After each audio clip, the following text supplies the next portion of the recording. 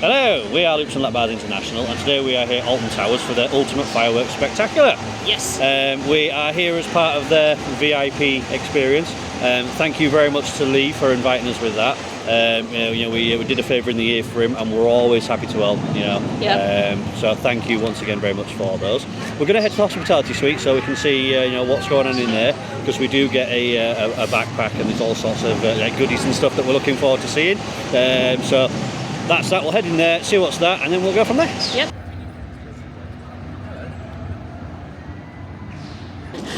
So good morning, we are Loops and Lap Bars International, and we are here today at Alton Towers for the fireworks event.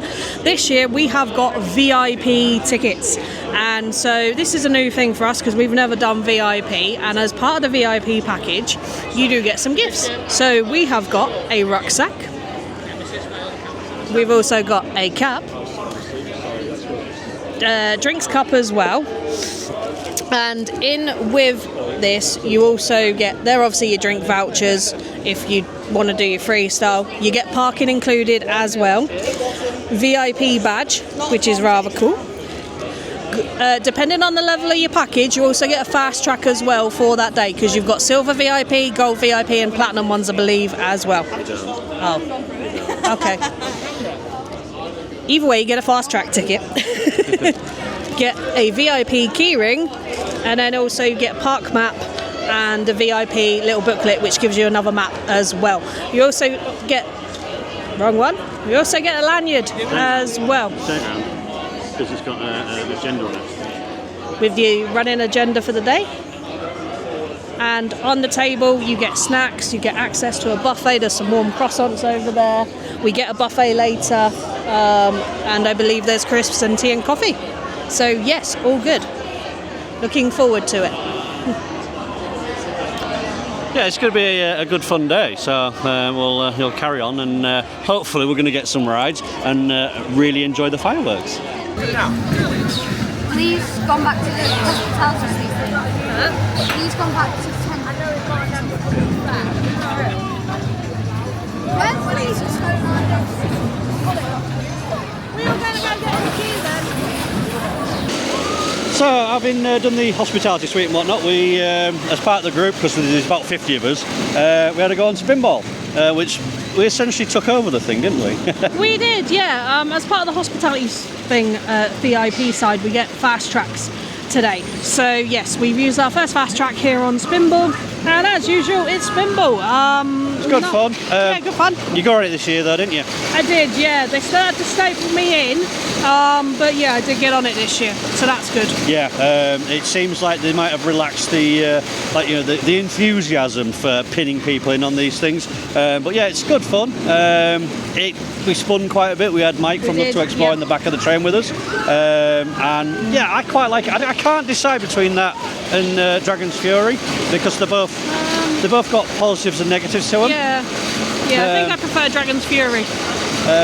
Yeah, I do. In ways I do, in other ways I don't, but that's Spinball. There's not really much more to say on it that hasn't already been said. It's a great little sort of family ride. 20 years old as well, so happy birthday Spinball. Yep. Why not letting people in? It's time for the Smiler.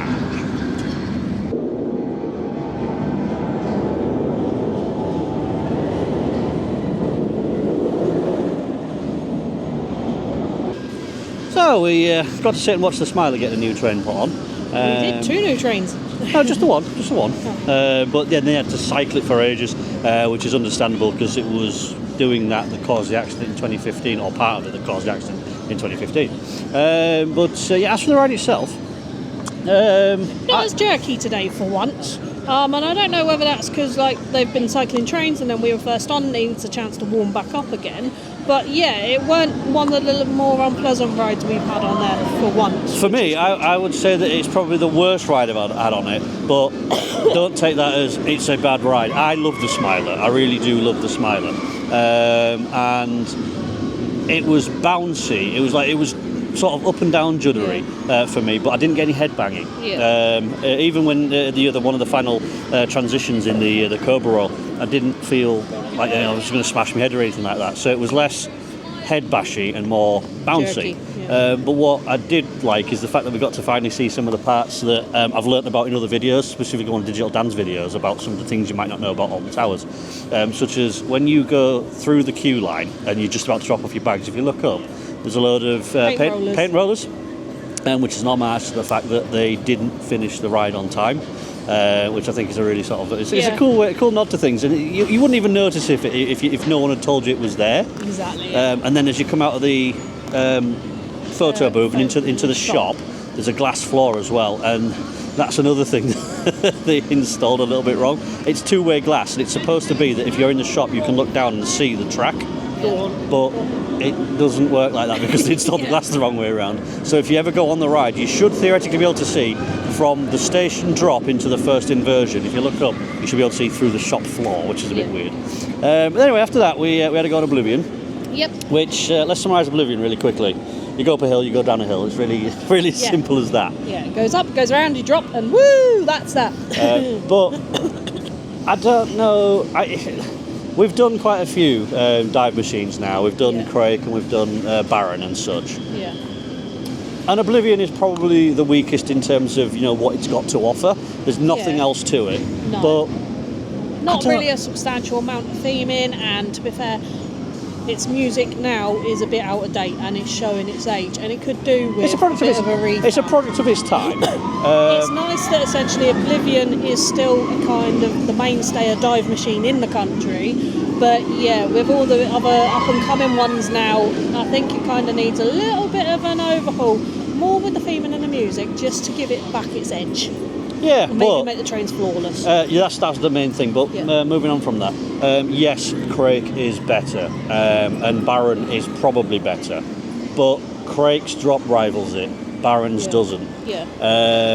So it kind of shows you the the standing of dive machines, if you will. The versatility. Not necessarily the versatility, it's the long standing of the fact that a dive machine's drop is its most impressive feature, because after you've done the drop on Baron and Crake, you're not really bothered about the other parts. Splashdown maybe on Crake, but it's the initial drop that's the important part. Yeah. And Oblivion's still stands out after all this time. You still get up there and it still takes your breath away as you drop. It's still such a good time. But I'd like to see them holding the trains a bit more at the top, because I know that they had noise abatement orders, which stopped people from screaming at the top of that because it was making a lot of racket. But I would quite like it if the train held you over the edge and it was random, so you got like your 2 seconds up to 5 seconds wait, because then you don't know when the drop's coming, whereas now you look up there and it barely stops. Might as well not even stop. Exactly, may as well go straight over. But that's Smiler and Oblivion. I don't know where we're going to next, because we're going pretty much as part of a group, but we're doing one attraction after the next. It does appear that unfortunately 13 isn't running today, which is a bit of a shame, because we missed out on 13 at Scarefest, and apparently in the dark it's got no lights on in the forest again, which is how it should be. But we'll carry on, see where we're going to.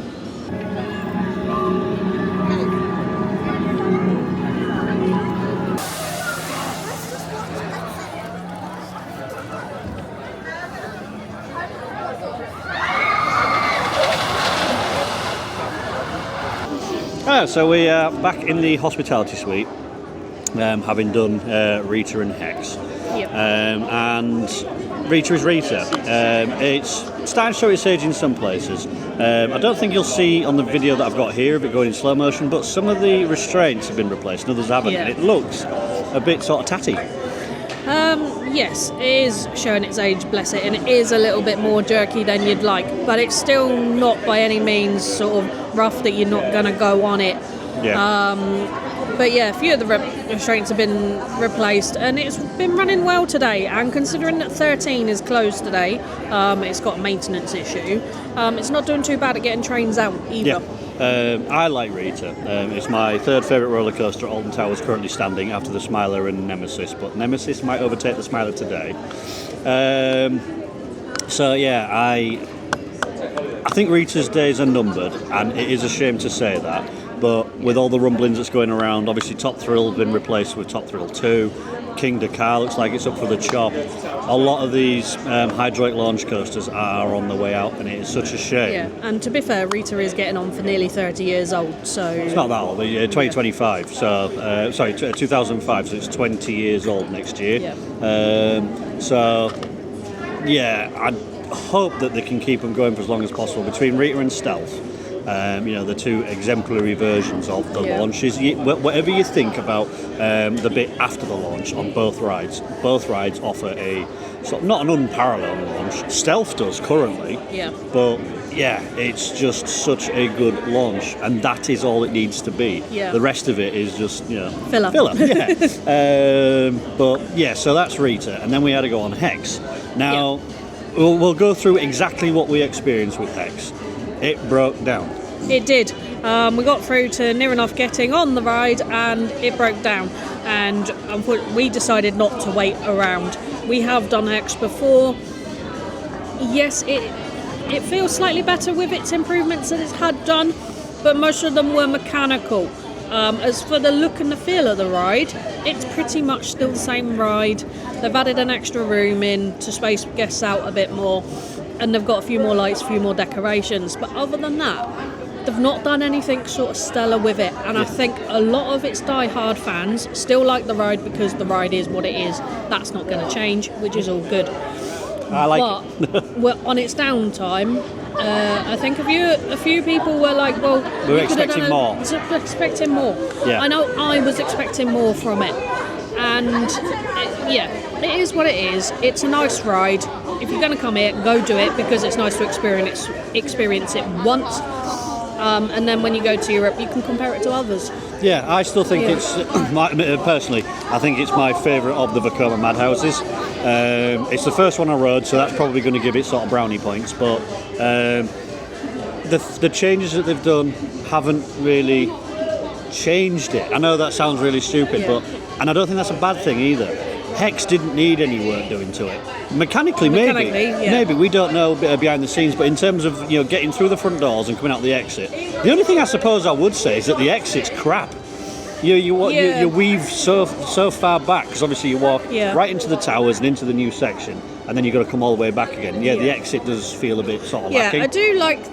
It's not all bad though for Hex because I do like the fact that the room before you go into the ride, they've done bit of work on, they've spaced it out, they've made the theming a bit bigger, and they've made the story a little bit more clear so you can actually hear and see what's going on properly. So I do like that side. So there are a few changes here and there. Ultimately not a massive change, but it doesn't ruin it for me. No, it doesn't. So that's Hex. Like I say, we're back in the hospitality suite. The time is now 3 o'clock. We can start having dinner about 4 o'clock, so I think what we're going to do with the last hour that we've got, hour and a bit before we start having dinner, is head over to Runaway Mine Train because it's a ride. It's a ride that we've not avoided, but we've not been able to get on because the queues have just been astronomical for it. And the ride there it is. I don't really want to queue a long time for it. But fast track, we get straight on hopefully. Exactly. Runaway Mine Train, and then the shop, and then probably back here for some food.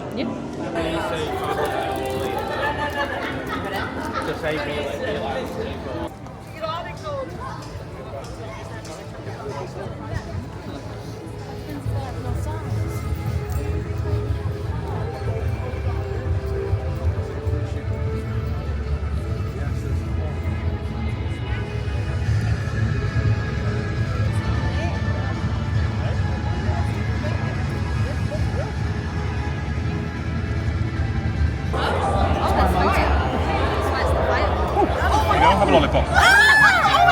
We've typed in snacks, this salt everywhere, sorry. Okay, you're going to give it one big slice. Whatever you land on at the top, we'll try something with that. Okay, alright. What is it? Okay. Chocolate coin. Okay, so Siri, chocolate coin. There you go. It's iOS 18. It's a new feature. All right, all you got to do is swipe it out of that. You've got chocolate.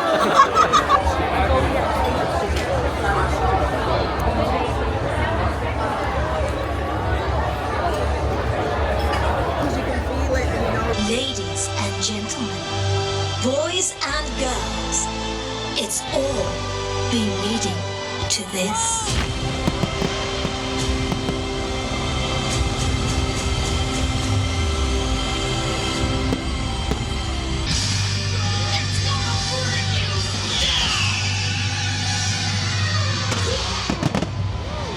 Ladies and gentlemen, let the Phalanx Expo begin.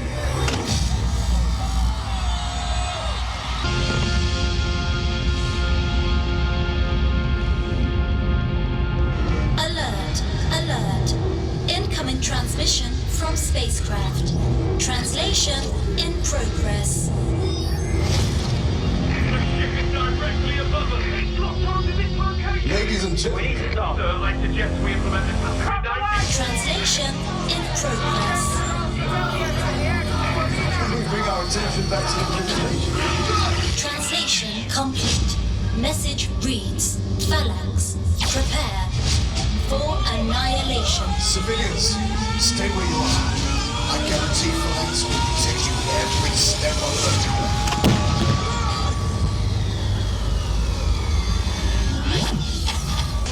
Let me unveil tonight's grand finale.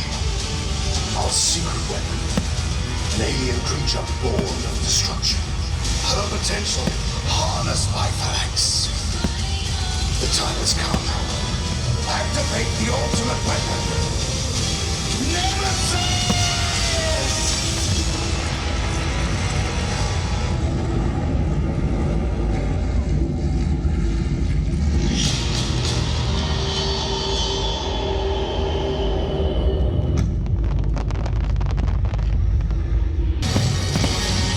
Spacecraft integrity 10%.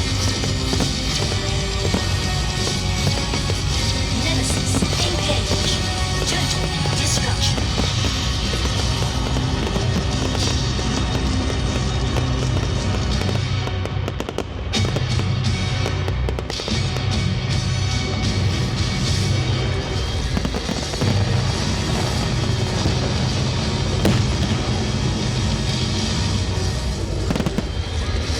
Spacecraft obliterated.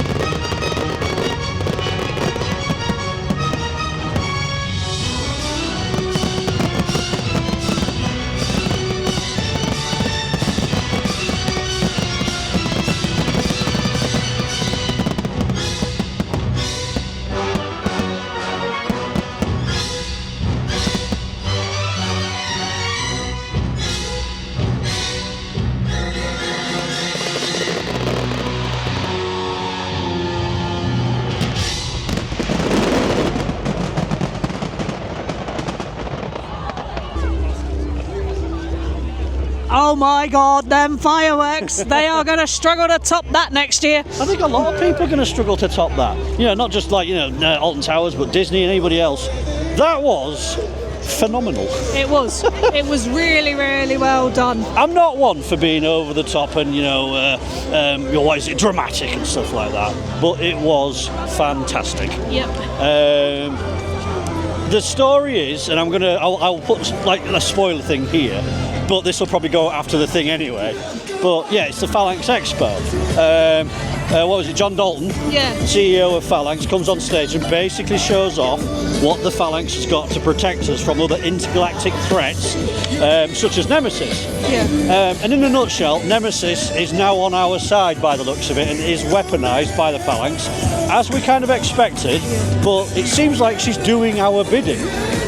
So Yeah, it's a case of, it's a bit more the Phalanx trying to show us that, we were a bad company, but now we're trying to be good. And whilst everything also is being under bad. control, and everything is under control. The Expo does get attacked by an unidentified spacecraft, and they show off their new tech by taking it out. Yeah. And there are some incredibly loud bangs in that show that resonate, like it resonates through your body. It's that big, and it was just so good. 2021's fireworks display, the 40th anniversary, I thought that was going to be the be-all and end-all, but that was better. Yeah. And it put to shame last year's, because last year's I thought wasn't. It was good, but it wasn't that good. That was insane. It was, yeah. So can't really put much more on that. No, it showed them some marketing beforehand did say that they had potentially American, European, and Spanish fireworks guys in. It shows. Yeah. It really, really does show. There were some different types of fireworks this year that we don't usually get over this side. So yeah, that was nice to see. Yeah, and it Something a little bit different. It felt like some of those fireworks were in the bloody atmosphere. They were that high up, and it really gave you a sense of scale that there was a fight going on above your heads. It was done so well. If you watch the entrance to Iron Man 2, it's not far off the entrance to Iron Man 2, where Tony Stark jumps out of a plane, lands at the expo, there's fireworks and dancing, all sorts. That's what you can expect from this, and it's a shame we'll never be able to see it again. Exactly, But it's one of those things, that's why you come to these things, that's why you pay for these experiences, to experience them. And if you have paid just to get in today, obviously we've done the VIP experience, but if you're paying your £25 on top of your price, it's well worth it. Even like most professional displays, you don't get that level. You may do it somewhere like the Firework Championships in Blackpool, but if you want something a bit more local, then come check out these every year. Insane. Yep. So before we waffle on too much with that one, we're going to go do Wicker Man and hopefully Nemesis and Galactica before the end Curse, of the day. hopefully. And Curse, but we'll go do those night rides now, as you can see, and see what happens. Yeah. I think it's coming.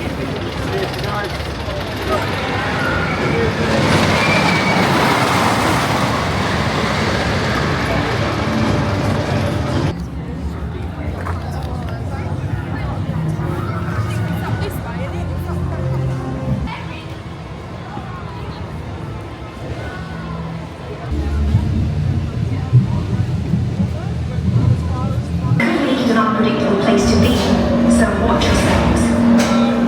Your voyage from there will take in the rugged vistas of vegan town and the cosmic clouds resting.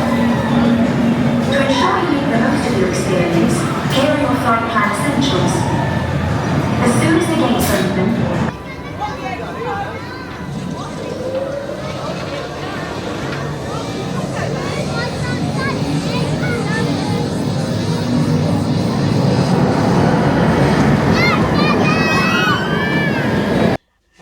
And here we are. In the car. Ha! So, Coaster Dad, we did it again.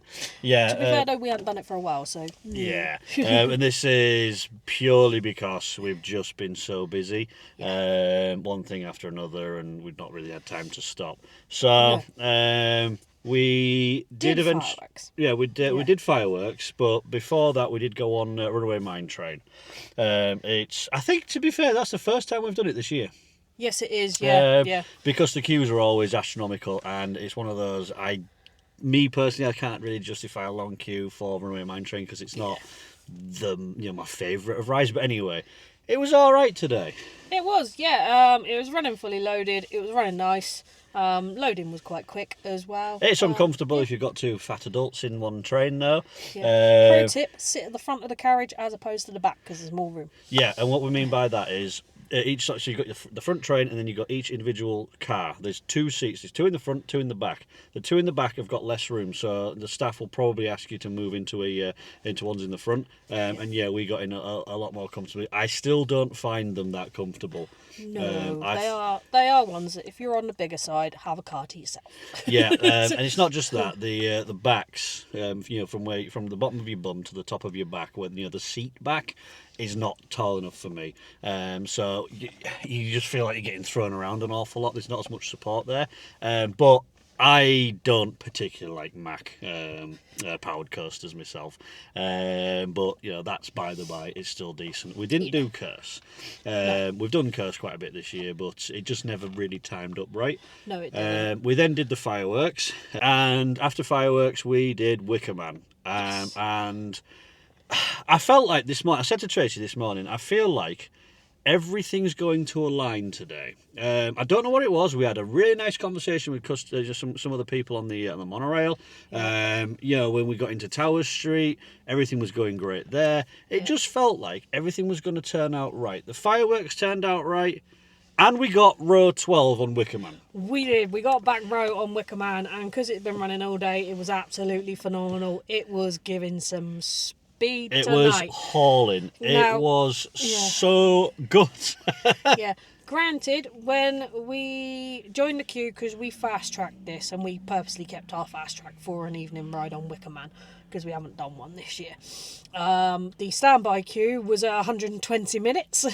But that said, though, we got through fairly quick. We must have been in, through, and off the ride and out the other side within 15 minutes, straight after fireworks, which was really good going. Yeah, the only thing I would say on that one, though, is, and I don't know, I'd like to hear other people's opinions on this one as well, is that I'd like to see that when they've got a queue at a certain length, maybe it's advertised that, say, I don't know, if the queue gets up to 60 minutes, they turn off the pre-show. Yeah. So they can just start getting people through the station rather than batching them and waiting and things like that, because I kind of feel like the pre-show does slow things down. By all means, have it running. So if people want to stop and wait and watch it, they can do. But I feel like the pre-show does slow things down a little bit. At busier times. But so that was that. Then once we finished on Wicker Man, we headed over to Forbidden Valley because I was gonna end the season as I started it with Nemesis, but we went to go for the other attraction in the area that never gets any love. We went to Galactica because we haven't managed to ride this all year. Yeah, something's been taking a lot of the limelight. While we had the fast passes, we thought we're going to go give Galactica some love, and it's all good. And we were straight in with the fast passes. We were on the ride. We were literally only waiting 5, maybe 7 minutes before we were on the ride.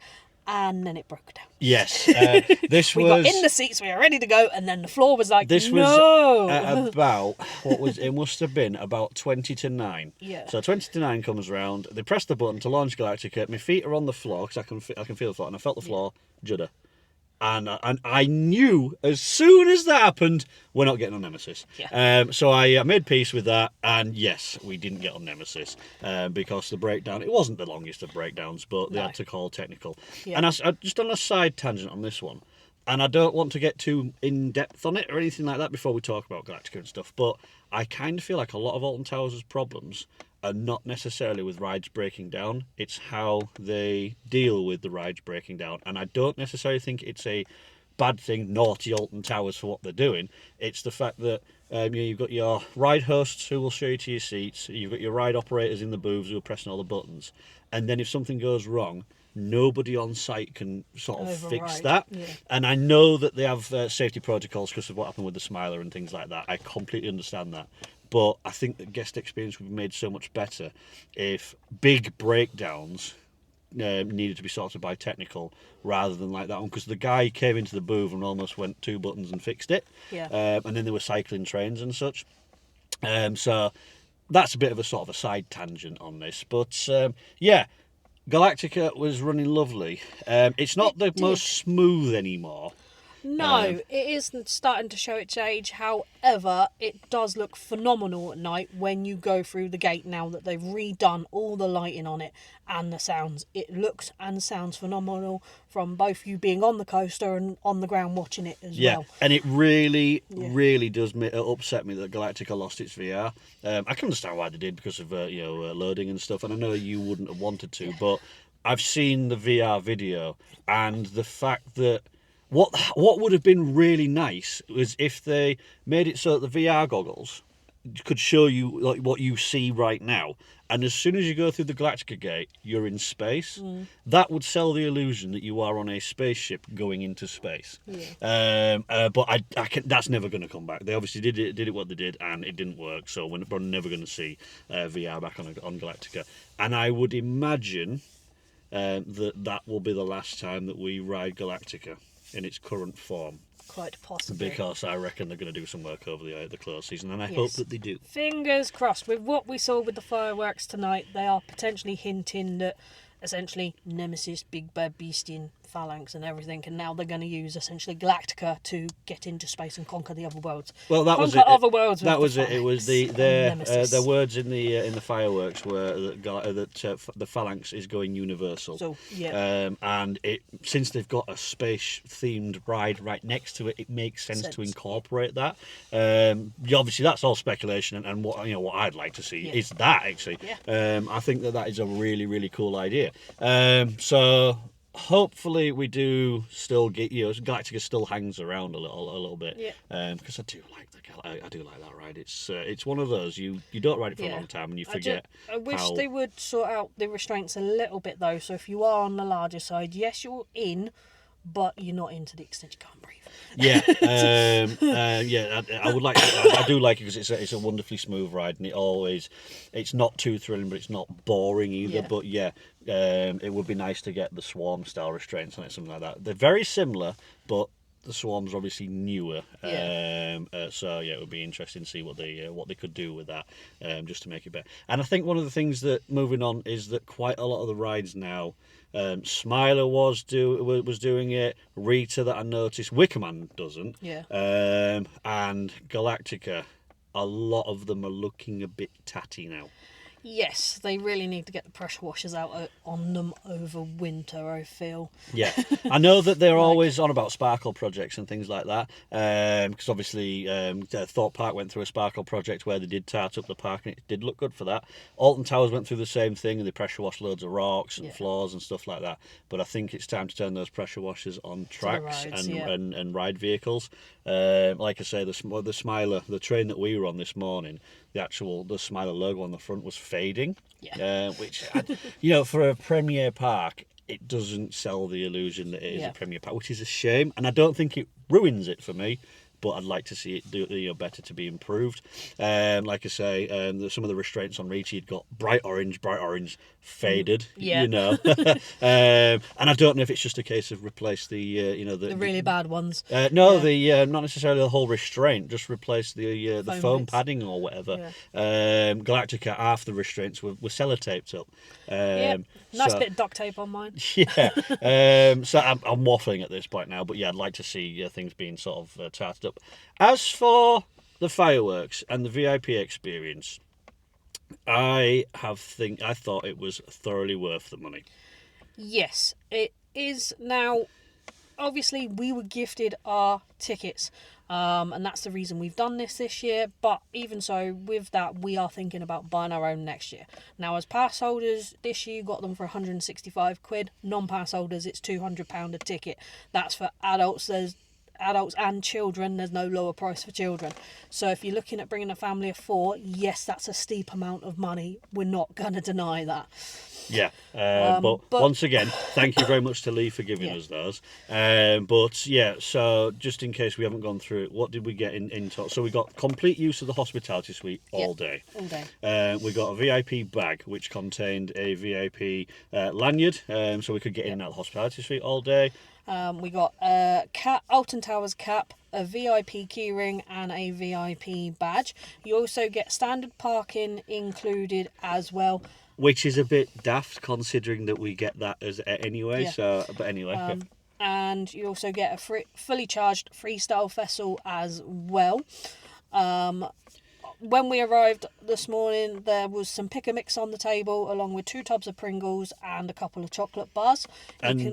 Chocolate bars have been sort of refilled all day. There's been crisps available as well. This morning when we were in, you had a choice of mini croissants, Danish pastries, or mini cupcakes, as well as all the tea and coffee and hot chocolate you could ever want for. And squash. I'm going to say they had squash as well. We got 2 drinks vouchers as well to use with those, which you could exchange them for Budweiser, Jack Daniels and Coke. Soft drinks. Beer, cider, soft drink, or a small glass of wine. So you got 2 of those, and obviously the big one is the Gold Fast Tracks, which enabled us to get on quite a lot of rides today. Not as many as I'd have liked, but it just didn't line up. And then at 4:30 we had dinner. You get a buffet dinner as well, which they had quite a few things on tonight, along with desserts as well, and it's unlimited, so you can kind of go back and help yourself. Yeah. And you get a VIP viewing area for the fireworks. Now, with this one, I've got a love-hate relationship with it. I think if you're standing and watching the fireworks, it's brilliant. It's brilliant. Where we were, because I was stood right at the very front, in front of the barriers. There's flames going off, the explosions and all that lot. You felt and you were right there. But for taking videos and things like that and taking photos, it was terrible for that. But that's a me problem. That you wouldn't have had that problem. No, I didn't have that problem. For the vast majority of it, where I was just stood there with a camera on a stick, yeah, I absolutely loved it. And we'd have probably seen a bit more had they not had, essentially, the expo stage where they had some dancers on. They had Mr. Dalton come up, but it was an expo, so you kind of expected that. Yeah. I don't think it's necessarily you shouldn't get it because the VIP area is bad. I do think that the VIP area should be in the circle, though. The stone circle, where they normally have Scarefest or the Maypole for Oktoberfest and things like that, because it just makes sense to have it there. You've got a full view of everything. You can see the whole area. It's just, I just think that makes sense. But I know why they do it at the front, because obviously people want to be at the front. But it's definitely been worth it. What I'm going to do at this point is I'll put a breakdown of the price that you would pay minus everything that you get included in it. For this, we have based this on Alton Towers prices. Because understandably, you're not going to bring your own chocolate in. It's not. It wouldn't be fair to say, we'll go based on pound shop Coca-Cola. Coke here is £3.20. So there's 2 drinks voucher, for example. There's £3.20 for Coca-Cola. That's already some form of saving. So that breakdown's there, so you can see if it's good value. I personally felt it was. I've not actually done the maths yet, but I kind of feel like that it's going to equal some good stuff. So I think that's everything we've got to talk about in terms of Alton Towers and the fireworks today. So that's going to be it. We will be a bit. I'm going to preface this that we will end this point of the video, and there will be another point of the video afterwards, because we're going to talk about the hotel. But we didn't record enough to warrant a second video. So this is the end of the fireworks. So it was so good. Can't wait for next year. And I really do wish that we could have stayed for tomorrow's. But at this point, I'll end it for the fireworks. So as mentioned, we stopped in Splash Landings last night. It was kind of an impromptu thing, and I'm really glad that we did. The only thing that was a bit of a sort of a really big kick in the nuts, I suppose, is that I woke up this morning and found that someone had posted in one of the Merlin Annual Pass Holders group that if you book through Merlin Holiday Club like we did, you do not need to pre-book your fireworks. So we pre-booked fireworks for tonight. It meant that we could have also got in yesterday. So we could have seen it twice, which would have alleviated the problems I've just had. We could have done VIP last night. Tonight, and then today I could have done yesterday I could have done the photos. But anyway. So Splash Landings hasn't really changed all that much since we did it the first time. It looks like it's had a little bit of a sparkle project going on in there. It does look a bit neater, a bit tidier in places, and not as run down as what it did when we were last in there, I think 3 years ago. I think it's 2021 something like that. But it was never in a sort of a terrible state of disrepair or anything like that before. It just needed a bit of paint here and there. But it feels like a Holiday Inn or a Premier Inn, but with Alton Towers as daftness slapped over the top of it. And that's not meant to be an insult either, because I like Holiday Inns and Premier Inns. They're normally quite comfortable. The only thing that I will say that we've had that's kind of anything like a negative experience, we weren't really that taken with the comfort of the beds, really. No. Double beds, a little bit too tiny, and a little bit, for me, the mattress was just far too soft. I can't do a soft mattress. They do feel like... Give me a bit of foam covered board and I'm good. I'm going to say you can better nails. They do feel... I lost my train of thought there. The doubles do feel like they're small doubles rather than full size. Or it would be great to have queen size, but anyway. Rooms were comfortable. Other than that, tea and coffee making facilities in the room. No hairdryer, but there was an iron. So iron your hair. And enough towels for everyone. That is the one thing I can honestly say about Alton Towers is they genuinely give you enough towels. So as a woman, you can have one to go around your body and one for your hair. It's wonderful. I don't have that problem. I just generally get out of the shower, dry my hair, and I'm done. But anyway, so the rooms were fine. There is an on-site arcade, which actually was quite substantial, more than I was expecting. But I would have liked to. This is the same thing with all the arcades in all the Merlin parks. I would have liked to have seen pop badges in the machines as prizes, because I will play them then. It gives me incentive to play. I'm not bothered by Mao-Ams or rubber ducks and things like that. I'd love to see actual merch in there. Like, even if we go to the 10p machines, put actual pin badges in there. That'd be nice. Yeah, gives you a proper incentive to do it. There's the arcade, and then there's Flambeau's Jambo. Yeah, now, Flambeau's last time we were here and we ate in Flambeau's, we weren't blown away by it. It was by no means sort of bottom of the barrel, but we weren't blown away. And this time round, they've got more variation, which is good. When we got here last night, it was about 7 o'clock, so it was dead. Because the fireworks were going off, we could hear them. It sounded like a war zone out there, and we were just sat with, there was our table and two others, and one of them left halfway through, so there was only two of us in there. There's more staff in there than there was, but it meant that you could get whatever you wanted. Yeah, and they've got a good selection, and they've changed it up a little bit. You've now got essentially your English dishes, but you've now got essentially Chinese dishes on. You've now got curry dishes on as well. The Makhani chicken was very, very nice. Mexican, Indian, as you say. And I would say that for me, it doesn't feel like much has changed in terms of, like, you've got things that are really tasty, like chicken nuggets, but they're chicken nuggets. And I quite liked the spring rolls that they had. Yeah. But I had sweet and sour pork, and it tasted like the pork was really cheap. I know that an all-you-can-eat buffet is not going to be absolute over-the-top gourmet. Yeah, now, for the two of us, we did pay £44. 40, sorry. £44, 40 pence, yeah. £44, 40 pence.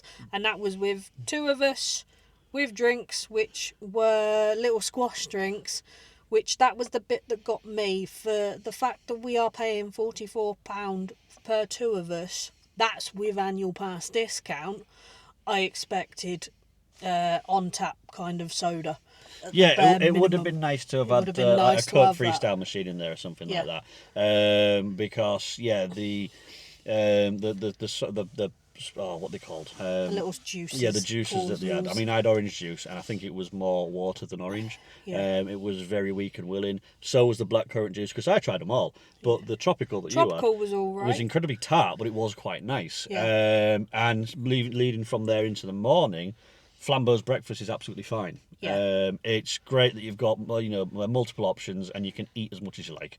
What did I have this morning? Bacon, eggs, sausage, mushrooms. I didn't have beans or anything like that, but as much cups of teas as you want. And their machines that have orange and apple juice in it, the orange juice if it tastes like proper pure orange juice, it's lovely. Yeah, the apple juice is nice too.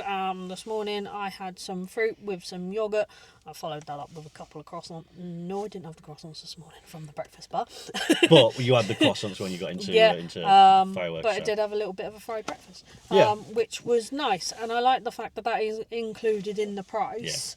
But yeah, evening meal, just slightly let down by a couple of things, I think. Yeah, but not. It's the price does put you off a little bit. You think, I could do a bit more. But when we compared Flambeau's prices to what we would have been paying in Secret Garden, something like that, or roller coaster restaurant, it's comparable. Yeah, we thought we can pick what we want. If we don't like something, we can just move on. But obviously it's something to bear in mind if you've maybe got a family of 4, family of 5, because that's going to rack up quite quick. Yeah, especially the cost of the hotel on top of that. I mean, I think it was about £160, something like that, just for one night, which is very expensive, especially considering that it doesn't officially include theme park tickets. Yeah. It does, but it doesn't advertise that. No. Because it says that we booked it through Merlin Holiday Club. You're part of the Merlin Annual Pass programme, therefore you don't need park tickets. But because it's Alton Towers fireworks, you need park tickets because it's an exclusion date for us. Yeah. But anyway, it's all long and convoluted. But in a nutshell, we could have gone into the park for birthdays, and I wish I'd have known that. But it's whatever. But yeah. I do like splash landings. I do like the water parks. We did the water park at the same time last year, but we've not done that this year. No, and I do wish that on the weekends where they know, like fireworks, an opening weekend where they're going to be busy, that Splash Landings was open in the evening. Water park, Splash Landings is the hotel. But yeah, I would. I kept checking. You know, the mini golf and the water park both closed. I think it was at 6 o'clock or something like that, because we would have arrived, gone into the water park or something like that. Say it closes at 9. Had a couple of hours in the water park because that would have been enough for us. Got out, got dried, gone into Flambeau's, had our tea, gone to bed. I would have paid full price for, even though we'd only been in for 2 hours, because it's just fun. But it's a shame that it's not open all the time. But that's by the by. You know what you're getting in for there, because it obviously is advertised.